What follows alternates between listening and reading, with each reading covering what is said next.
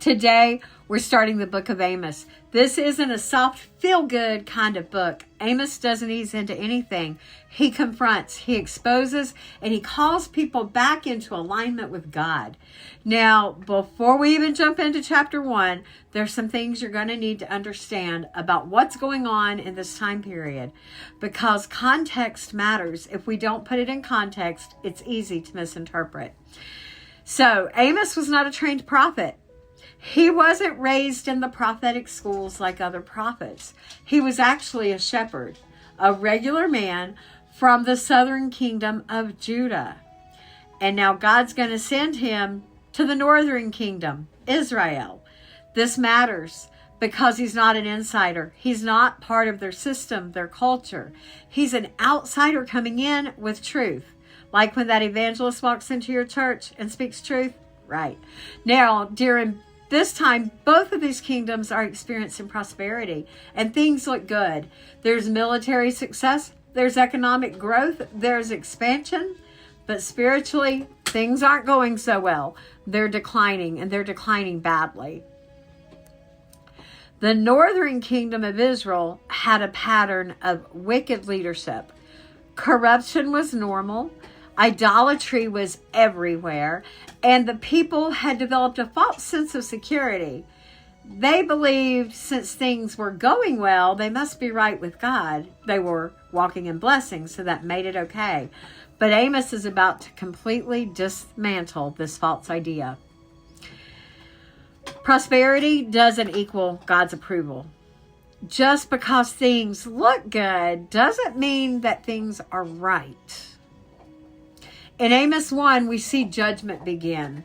Amos opens with a series of judgments. He calls out nation after nation: Damascus, Gaza, Tyre, Edom, Ammon. And each time you see the same pattern. For 3 sins, even for 4 sins, I will not revoke punishment. This is repeated over and over and over again. What are they being judged for? War crimes, violence, slave trafficking, betrayal, cruelty, generational hatred. And these are not small things. These are systematic cultural sins.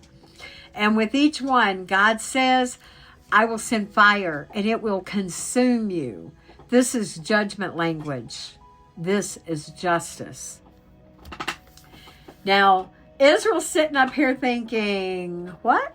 If you were them listening, what would you be thinking? You would be agreeing. You would be nodding. You'd be thinking, yes, they deserve it. And that's exactly the point. Because Amos is setting something up here. In Amos 2, there's a turn. There's a shift. God shifts his focus. He speaks to Judah. Their issue? They've rejected God's law. They're not ignorant. It's about rejection. And then he turns his attention to Israel. This is the moment. This is the real target that Amos has. Israel sins. God's got to call them out for exploiting the poor, selling the needy, sexual corruption, profaning his name, silencing the prophets, forcing those set apart to compromise. They didn't just sin. They normalized sin. They made it a lifestyle. Sound familiar?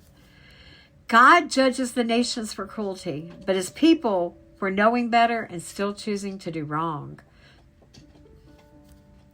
The Nazirite prophet issue that we see here, this part matters. God says, I raised up prophets and you told them not to speak. I raised up Nazirites and you made them drink wine. Now, a Nazirite could not drink wine. That means they didn't just ignore truth, they shut it down. They silenced it. When you silence truth, you don't just remove the consequences, you remove the warning. The real issue here isn't just about behavior. It's about tolerance. They had learned to live comfortably in things that God never approved of. And over time, it became their normal. Does that sound familiar? God doesn't just confront sin. He exposes what we've learned to tolerate, what we've become comfortable with in our compromise. At the end of chapter 2, God makes it clear. No one escapes. Not the strong, not the fast, not the warriors. Everything they trusted in is going to fail. Why? Because they trusted strength, systems, status, identity. Instead of God, that doesn't work. Now, here's where this is going to hit us today, because this isn't just Israel's story. This is how drift happens today. Not overnight, not in one big moment, but slowly, quietly, comfortably, with every compromise. We don't usually run from God. We just get comfortable in things that pull us away from Him. Things that take our time and our energy.